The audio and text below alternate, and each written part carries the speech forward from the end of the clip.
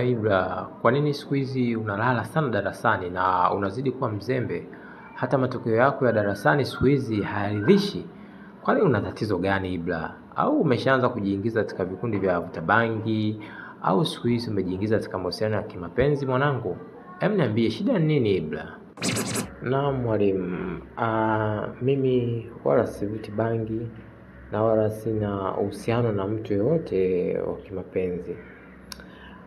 Tatizo kubwa linalosumbua mwalimu ni nyumbani. Nyumbani kuna kelele sana, kila siku mama na baba wanagombana.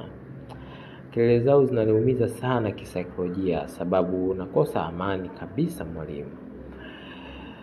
Na kwa kelele zile pia nashindwa hata kupata muda wa kujisomea mwalimu wangu. Nahisi hiyo ndo sababu inayosababisha haya yote mwalimu. Niwe nasinzia darasani, matokeo yangu naona sasa hivi sielewi yanashuka. Nahisi hiyo ndo sababu kubwa inayonisumbua mwalimu wangu.